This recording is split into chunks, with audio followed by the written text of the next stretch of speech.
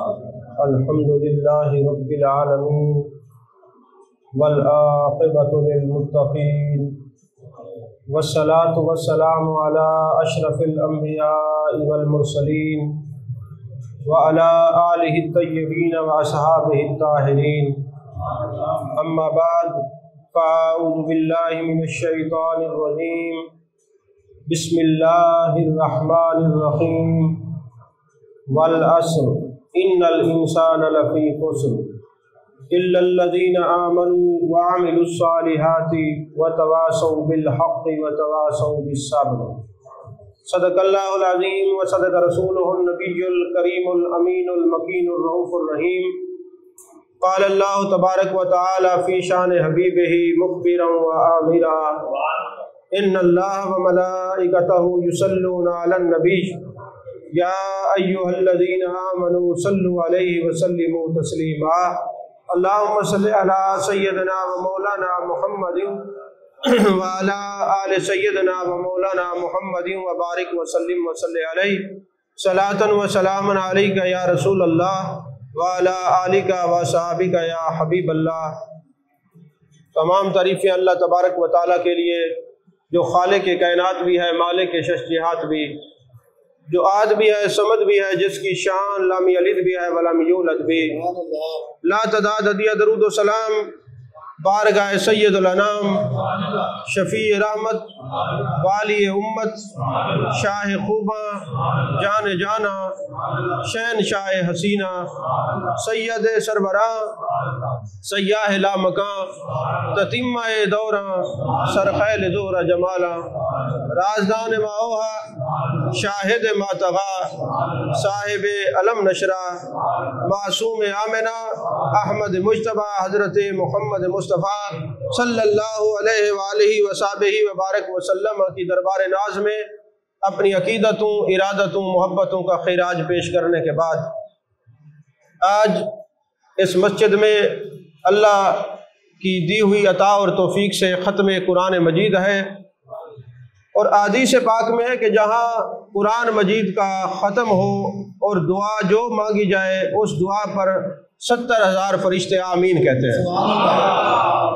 اور قرآن مجید برہان رشید کے جو اسرار و رموز ہیں ان کو سمجھنے کے لیے حضرت فاروق اعظم رضی اللہ تعالیٰ عنہ فرماتے ہیں کہ 20 سال تک میں نے سورہ بقرہ کو پڑھا اور 20 سال میں اس کے اسرار و رموز کو سمجھا ہے. یہ سورہ والعصر میں نے اس لیے تلاوت کرنے کا شرف حاصل کیا ہے، چند منٹ گفتگو کروں گا. حضرت امام شافعی رحمۃ اللہ علیہ فرماتے ہیں کہ جب لوگ مکے میں رہتے تھے تو اس وقت تک آپس میں جدا نہیں ہوتے تھے جب تک سورہ والعصر کی تلاوت نہیں کر لیا کرتے تھے. سورہ والعصر کے اندر اتنے اسرار و رموز ہیں. جان کائنات صلی اللہ علیہ وسلم ارشاد فرماتے ہیں اگر کسی کی پوری زندگی گزر جائے اور سورہ والعصر کے اسرار و رموز سیکھتا رہے، زندگی گزر جائے گی مگر سورہ والعصر کے اسرار و رموز ختم نہیں ہوں گے. عزیزان محترم، حضرت عبداللہ بن عباس رضی اللہ تعالیٰ عنہما ارشاد فرماتے ہیں کہ جب کوئی ہماری اونٹ کی رسی گم ہو جاتی ہے تو ہم قرآن مجید برہان رشید کی تلاوت کر کے اس کو تلاش کر لیتے ہیں. اب اونٹ کی رسی قرآن کے اندر سے کیسے تلاش کرنی ہوتی ہے؟ اس لیے اس وقت تلاش ہو سکتی ہے کہ جب بندہ اللہ اور اس کے رسول صلی اللہ علیہ وسلم کی محبت کو دل میں رکھ کے، یوں کہیے کہ قرآن کی بھی محبت ہو، صاحب قرآن کی محبت بھی ہو، تو پھر دل سے اللہ تعالیٰ اسرار و رموز کے پردے ہٹا دیتا ہے. اور یاد رکھیے، ہم لوگ کہتے ہیں سارے قرآن پڑھنے والے برابر ہیں. یہ ہماری ایک خام خیالی ہے. قرآن پڑھنے والے سارے برابر نہیں ہیں، کیونکہ قرآن یزید نے بھی پڑھا ہے، قرآن شمر نے بھی پڑھا ہے، قرآن ابن زیاد نے بھی پڑھا ہے، اور قرآن میرے مولا حسین نے نیزے کی نوک پر بھی پڑھا ہے. تو قرآن پڑھنے والے برابر نہیں. آپ یہ کہیں گے جی ڈاکٹر صاحب نے ایک انداز خطابت میں کہہ دیا قرآن پڑھنے والے برابر نہیں. याद रखिए ये खिताबत नहीं है, ये जान कायनात, जान आलम मुस्तफ़ा जान रहमत सल्लल्लाहु अलैहि वसल्लम पर जो कुरान उतरा है, उस कुरान के अंदर ये फतावा रबानी है, युदिल्लु बिही कसीरा व यादी बिही कसीरा। कुरान पढ़ने वाले बराबर नहीं। कई लोगों ने कुरान पढ़ा, वो कुरान पढ़ के गुमराह हो गए, कई लोगों ने कुरान पढ़ा और उनको हिदायत मिल गई। आप ये कहेंगे, बेटे इधर तवज्जो मेरी इस तरफ रखें। एक बात याद रखें, मेरा एक अपना मिजाज है, मैं जब गुफ्तगू करता हूँ मेरी कोशिश होती है आप सुभान अल्लाह कहें ना कहें, मैं ये भीख नहीं मांगता और पैसे तो मैं सिरे से नहीं लेता कि ताल्लुक जोड़ना हमारा मकसद है, पैसे बटोरना मकसद नहीं है। सिर्फ आप तवज्जो मेरी तरफ रखें, जो बातें आप दो चार करूंगा ना तो आपके वक्त ज़ाया नहीं होगा, आपको याद रहेंगी। अगर इतनी देर में आप इधर में बातें करते रहे, इधर उधर देखते रहे तो फिर वक्त ज़ाया हो जाएगा। मेरा टाइम बड़ा कीमती है, मैंने तैयारी भी करनी है, कल भी काफ़ी तकारीर है, आज भी अभी जाना है यहाँ से, तो आधे से ज़्यादा जो टाइम इनका था मैंने कहा मैं 15-20 मिनट गुफ्तगू करूँगा चला जाऊँगा, वो मेरा टाइम ख़त्म हो गया। अब ये मैं सिर्फ सिद्दीकी साहब की मोहब्बत में और कारी साहब की, क्योंकि ये जिनका नाम लेते हैं उनकी वजह से मुझे बड़ा लिहाज आ जाता है, किबला फारूकी साहब रहमतुल्लाह अलैह की वजह से। वरना इतनी देर में तो जितनी देर में बैठा हूँ प्रोग्रामों में, जब इतने प्रोग्राम तो मैं उठ के वैसे ही चला जाता हूँ, टाइम मेरा ख़त्म हो गया। अब जो मैं दो चार बातें करूँगा ये सिर्फ कुरान की निस्बत और बरकत की वजह से या जिनका नाम लिया उनकी मोहब्बत की वजह से। तो याद रखिए, कुरान पढ़ने वाले मैंने क्या अर्ज किया बराबर नहीं है। कुरान फरमाता है युदिल्लु बिही कसीरा व यादी बिही कसीरा। कई कुरान पढ़ते हैं, अल्लाह उनको हिदायत देता है कुरान पढ़ने की वजह से, और कई कुरान पढ़ते हैं वो गुमराह होते हैं। आप कहेंगे चलें जी आज के बाद हम अपना जो ख्यालात का ज़ाविया उसको चेंज कर लेते हैं, ये नहीं कहेंगे कि कुरान पढ़ने वाले बराबर हैं। लेकिन अगला सवाल हमारे ज़हनों में ये आता है कि जब कुरान पढ़ने वाले बराबर नहीं हैं, कुरान ये कहते हैं, हमें कैसे पता चलेगा कि फ़लाँ जो कुरान पढ़ता है उसने कुरान से हिदायत ली है और फ़लाँ जो कुरान पढ़ता है उसने कुरान से गुमराही ली है। इसका भी तो हमें पता होना चाहिए कि जब बराबर नहीं है तो फिर हिदायत वाले कौन है और गुमराही वाले कौन है। तो जब कुरान मजीद बुरहान रशीद की तफासीर को हम पढ़ते हैं, रूहुल मानी उठाएं, आप जनाबे वाला रूहुल बयान उठाएं, तफसीर बकरी उठाएं, तफसीर कबीर उठाएं, जितनी तफासीर हैं सब में आपको एक ही जवाब मिलेगा कि जब आप नमाज पढ़ते हैं, नमाज में दुआ करते हैं, एहदिनस सिरातल मुस्तकीम सिरातल लज़ीना अन्अमता अलैहिम, ऐ अल्लाह हमें सीधे रास्ते पर चला, उन लोगों के रास्ते पर चला जिन पर तेरा इनाम हुआ। और कुरान ने बताया वो इनाम याफ्ता लोग कौन है, वो नबीयीन है, वो सिद्दीकीन है, वो शुहदा है और सालिहीन है। कुरान ने सिर्फ बताया नहीं, फरमाया व हासुना उलाइका रफ़ीका, उनकी संगत अख्तियार करो। तो इस पूरी गुफ्तगू का जिनका इनाम याफ्ता लोगों का जिक्र है, तर्जमा एक ही बनता है कि जो कुरान पढ़कर नबियों और वलियों के पीछे चले उसको कुरान से हिदायत मिली है, और जो कुरान पढ़ के अंबिया और औलिया के पीछे पढ़े उसको कुरान से गुमराही मिली है। फैसला आपने कर लेना है, चल किसके पीछे रहे हैं। और फरमाया वल असर महबूब, अब वल असर के चार माने हैं। अब तफसीर कुर्तबी से अर्ज कर रहा हूँ और तफसीर मजरी और तफसीर इब्न कसीर से। फरमाया वल असर, वल असर के कई माना है। पहला माना है महबूब तेरे जमाने की कसम, और एक माना है वल असर महबूब वक्त असर की कसम, और एक माना है वल असर मुतलकन असर की कसम। अब ये नमाज असर की कसम क्यों है और मुतलकन वक्त असर की कसम क्यों है? मेरे आका करीम सल्लल्लाहु अलैहि वसल्लम इरशाद फरमाते हैं, जब कोई बंदा दुनिया से जाता है उसको सुबह 8 बजे दफन करें, 10 बजे करें, रात को करें, दिन को करें, जब भी उसको दफन करते हैं, कब्र में उसकी रूह जब उसके जिस्म में वापस लौटती है, फरिश्तों के सवालात का वक्त आता है तो उसको कब्र में वक्त असर मालूम होता है। और असर की नमाज की कुरान में बार बार ताकीद क्यों आई है? फरमाया इसलिए कि जब तुम कब्र में जाओगे तुम्हें असर का वक्त मालूम होगा, नकीरैन सवाल करने के लिए आएंगे, और जब नकीरैन आएंगे वो देखेंगे कि जिस मकसद के लिए हम आए थे ये तो काम पहले ही कर रहा है, कब्र में आसानी हो जाएगी, इसलिए वक्त असर की कसम है और वक्त असर की ताकीद है। और एक माने वाला असर महबूब तेरे जमाने की कसम, महबूब तेरे ज़माने की कसम। अब महबूब के ज़माने की कसम अल्लाह ने क्यों उठाई है? मेरे आका अलैहिस्सलातु वस्सलाम ने फरमाया, लोगो ज़माने को बुरा ना कहो, क़यामत तक जो ज़माना है वो मेरा है, बल्कि ज़माना मैं खुद हूँ। और यही वजह है मेरे आका अलैहिस्सलातु वस्सलाम के ज़माने की कसम अल्लाह ने उठाई। और अफा में से एक आरिफ बगदाद की गलियों में आवाज़ देता फिर रहा है, लोगो मेरे पास ताज़ी रोटी भी है, बासी रोटी भी है, मैं ये बेचता हूँ। ताज़ी रोटी खरीदोगे तो वो 1 रुपए की है, बासी 2 रुपए की है। اب یہ اعلان کرتا پھر اس کی بغداد کی گلیوں میں، تو ایک بندہ مل جاتا ہے اور کہتا ہے جناب آپ عجیب احمق ہیں، تازی روٹی کو تو مہنگا ہونا چاہیے تھا، باسی روٹی کو سستا ہونا چاہیے تھا، آپ عجیب کام کر رہے ہیں، تازی روٹی کہتے ہیں جناب 1 روپے کی اور باسی روٹی 2 روپے کی، آخر وجہ کیا ہے؟ اس نے کہا تم نے صحیح معنی قرآن کا اسرار نہیں سیکھا، تم نے صحیح معنی میں قرآن کے معنی اور مفاہیم کو نہیں سمجھا۔ بات یہ اللہ نے قرآن میں فرمایا والعصر، محبوب تیرے زمانے کی قسم، اس روٹی کو جو تازی ہے زمانہ مصطفیٰ میں وقت تھوڑا ملا ہے، جو باسی ہے اس کو زمانہ مصطفیٰ صلی اللہ علیہ وسلم میں وقت زیادہ ملا ہے، اس کی قیمت زیادہ ہے۔ میرے خیال میں یہ اس مسجد کی تقریر ہی نہیں ہے، یہ اہم تقریر ہے، آپ بے توجہی کریں گے تو بس میں 5 منٹ پھر گفتگو ختم۔ فرمایا کہ محبوب تیرے زمانے کی قسم، اب جو تازی روٹی ہے اس کو وقت تھوڑا ملا، باسی روٹی کو وقت زیادہ ملا ہے، اس لیے اس کی قیمت زیادہ ہے۔ یہی وجہ ہے میرے مصطفیٰ کریم صلی اللہ علیہ وسلم نے فرمایا من لم یرحم صغیرنا ولم یوقر کبیرنا فلیس منا، جو چھوٹے پر شفقت نہیں کرتا اور اپنے سے بڑے کا احترام نہیں کرتا وہ ہمارا نہیں ہے، فلیس منا، وہ ہمارا نہیں ہے۔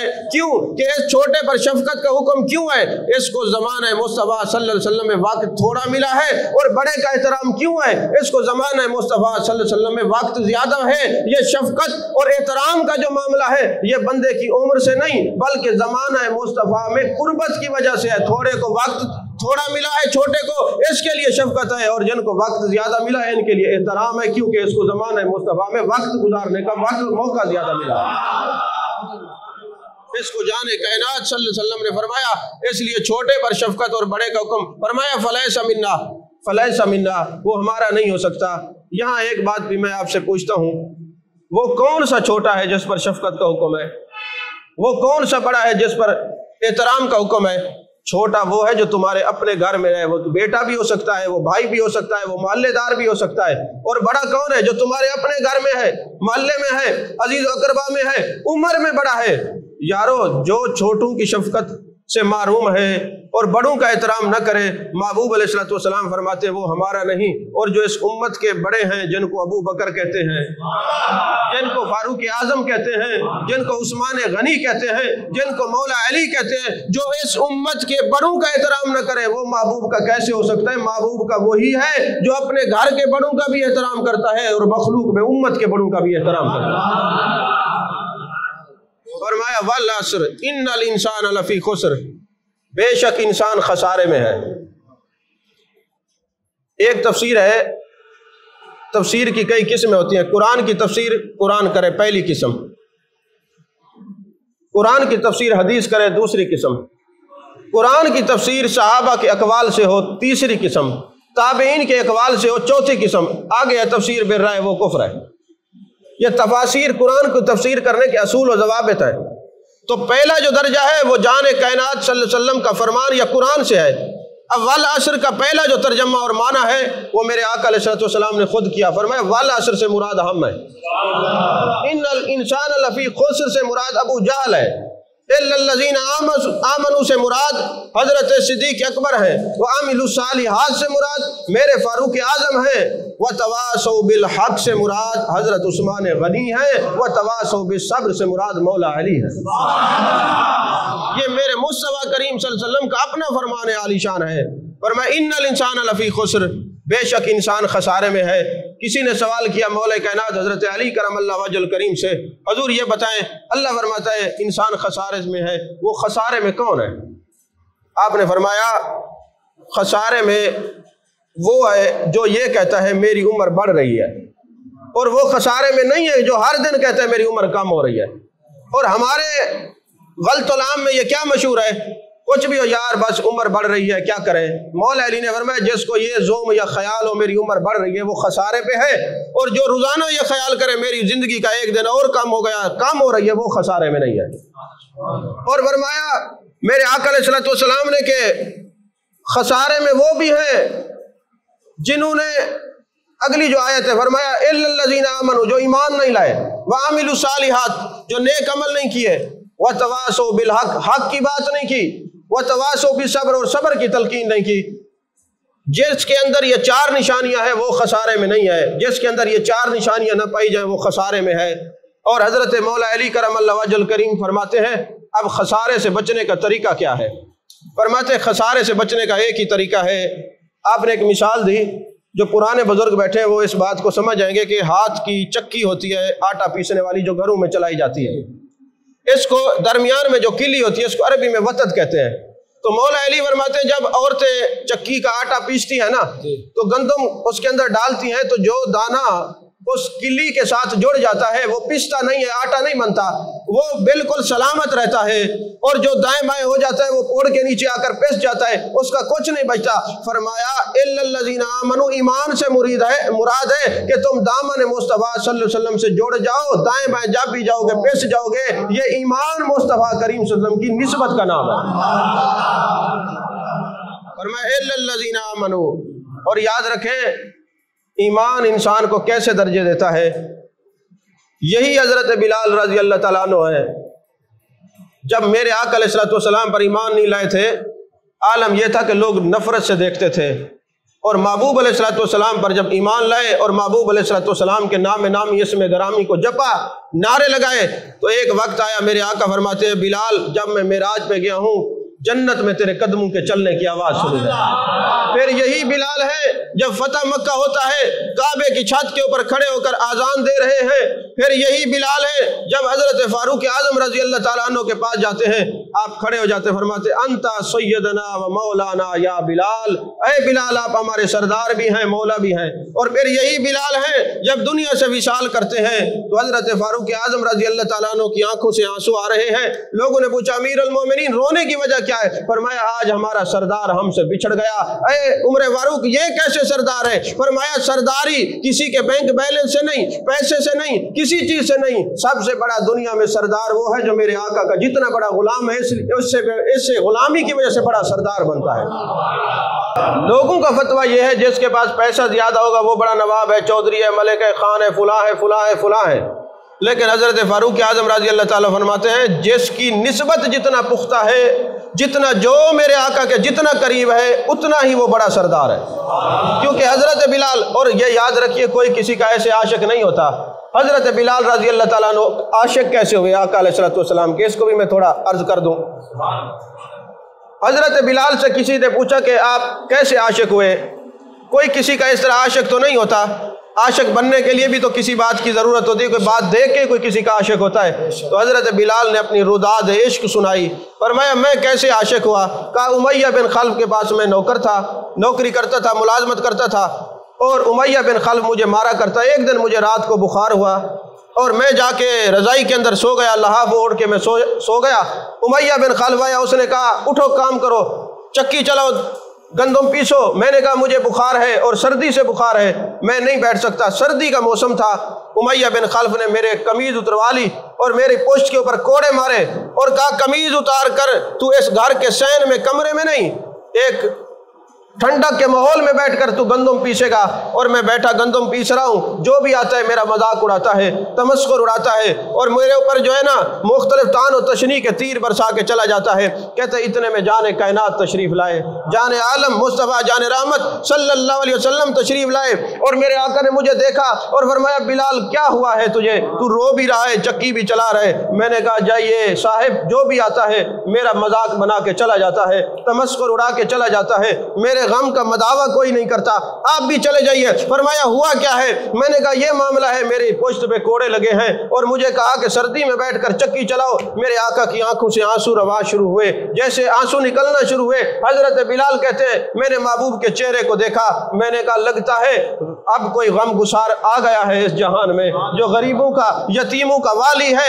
یہ کہہ کر محبوب نا خاموشی سے یہ سن کر چلے گئے. میں نے کہا اچھا جو بھی آتا ہے یہی پوچھ کے چلا جاتا ہے، میرے غم کا مداوع کوئی نہیں کرتا. تھوڑی دیر گزری، گرم دودھ کا پیالہ ہے، اس کے اندر مختلف خشک میوہ جات ڈلے ہوئے ہیں. میرے آقا علیہ السلام نے فرمایا بلال یہ پی لو اور جا کے رضائی کے اندر سو جاؤ، تیری جگہ پر میں قمیض اتار کے چکی چلاتا ہوں تاکہ تو مار سے بچ سکے.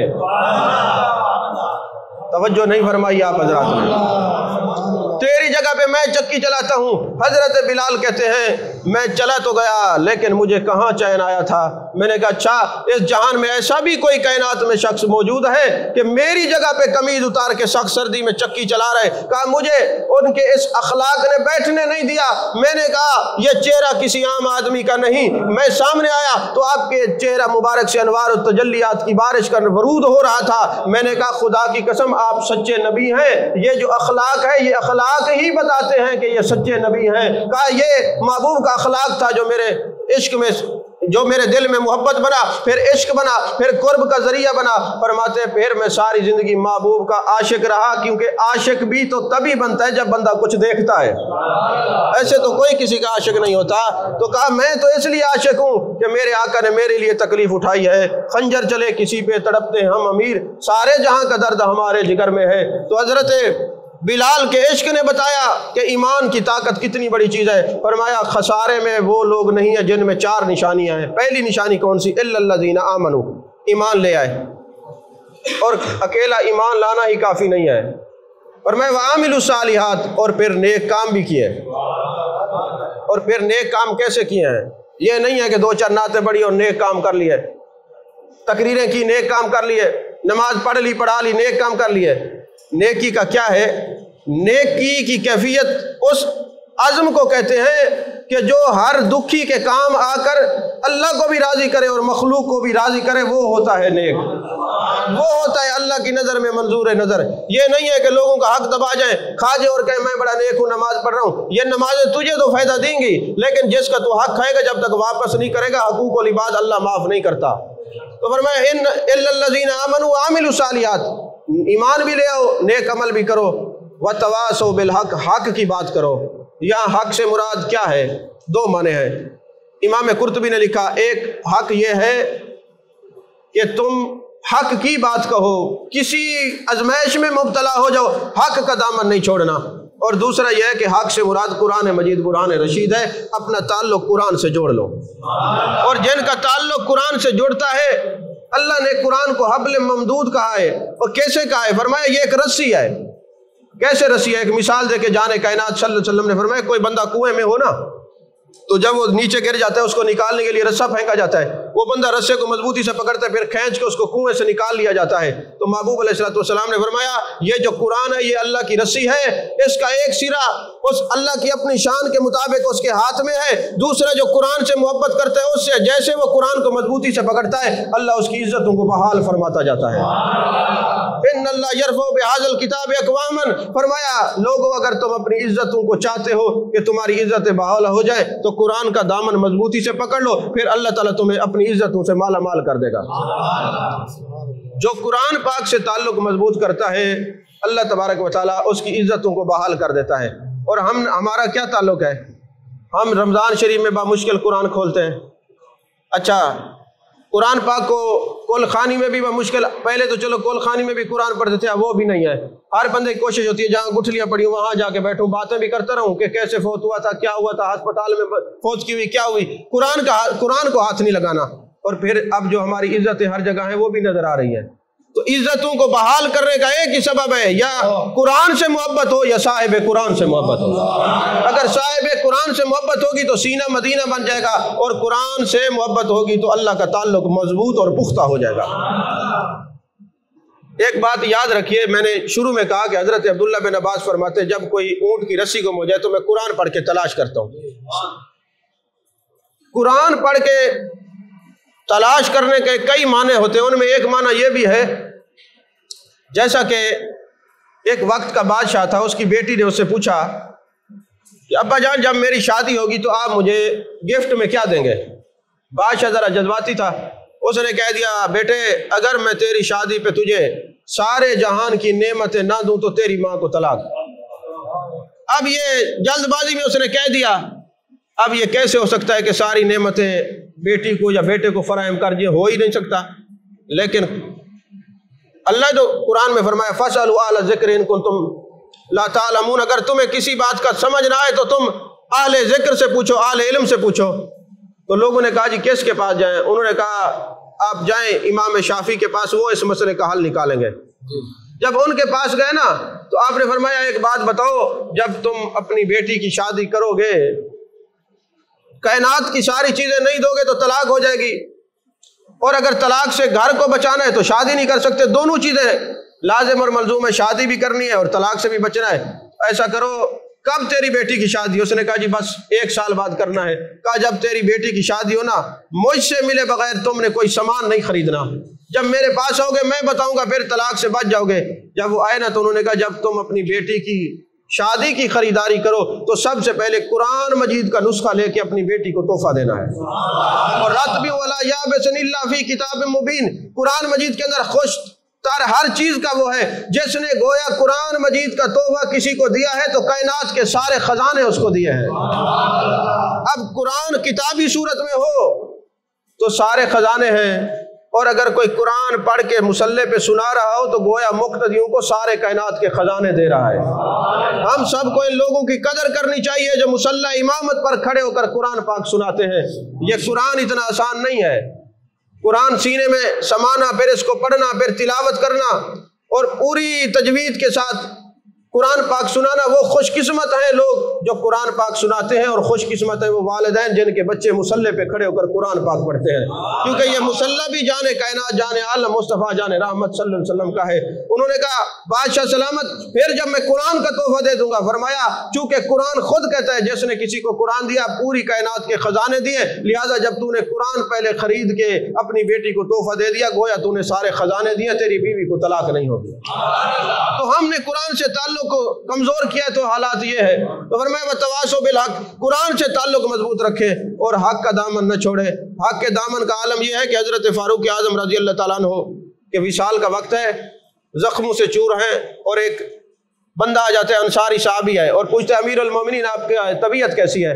فرمایا میری طبیعت تو ٹھیک ہے، تیری طبیعت مجھے ٹھیک نہیں لگ رہی، کیا مجھ سے کوئی خطا ہوئی ہے، غلطی ہوئی ہے؟ آپ نے فرمایا یہ جو تہ بند ہے یہ شلوار، اس کو ٹخنوں سے تھوڑا اوپر رکھنا، یہ نہیں کہ پوری پنڈلیاں ہی ننگی ہوں، ایسا نہیں ہے، ٹخنوں سے اوپر رکھیں تاکہ جب آپ زمین پہ چلیں تو مٹی آپ کے کپڑوں کو نہ لگے، اور اگر گندی مٹی ہوئی تو تم نماز پڑھنے کے قابل نہیں رہو گے۔ تو اب وہ پوچھ رہا ہے حضور آپ کی طبیعت کیسی ہے؟ وہ کہتے ہیں میری طبیعت ٹھیک ہے، تیری طبیعت ٹھیک نہیں ہے، کیونکہ رسول پاک صلی اللہ علیہ وسلم اس عادت کو پسند نہیں کرتے، اپنے ٹخنوں کو اوپر کر کے اپنے جو ہے نا ٹخنوں سے اوپر کپڑے کو رکھا کرو تاکہ تمہاری نماز کامل ہو جائے۔ تو فرمایا وتواصوا بالحق وتواصوا بالصبر، اور ہمیشہ صبر کی تلقین کرنی ہے، اور جس کو صبر کی تلقین آ جائے اللہ قرآن میں فرماتا ہے ان اللہ مع الصابرین، جو صبر کرتا ہے اس کو اللہ کی معیت نصیب ہو جاتی ہے، اور اگر اللہ کی معیت نصیب ہو جائے کائنات کا سب کچھ مل جائے تو کچھ نہیں ملتا، اگر اللہ کی معیت نصیب ہو جائے تو سارے خزانے، جیسا کہ سلطان محمود غزنوی نے ایک دفعہ اعلان کیا لوگوں جس کو جو چاہیے اس پہ ہاتھ رکھ دے اسی کا ہے، کسی نے ہیرے جواہرات لیے، کسی نے کچھ لیا، کسی نے کچھ لیا، ایک باندھی اٹھتی ہے وہ آ کے سلطان محمود غزنوی کے کندھے پہ ہاتھ رکھ دیتی ہے، انہوں نے کہا یہ کیا بدتمیزی ہے؟ انہوں نے کہا آپ نے کہا جو جس پہ ہاتھ رکھے گا اسی کا ہے، تو لہٰذا جس کو آپ کی معیت نصیب ہو گئی اس کو تو ساری کائنات کے خزانے مل گئے نا، مجھے چیزوں کی ضرورت نہیں ہے، مجھے آپ کی ضرورت ہے۔ تو فرمایا ان اللہ مع الصابرین، جن کو اللہ کی معیت نصیب ہو جاتی ہے ساری کائنات اس کی ہو جاتی ہے۔ اللہ تعالی ہم سب کی حاضری کو قبول فرمائے، اور جو کچھ ہم نے بیان کیا ہے سنا ہے اس پر عمل کرنے کی توفیق عطا فرمائے، آمین۔ وآخر دعوانا الحمدللہ رب العالمین۔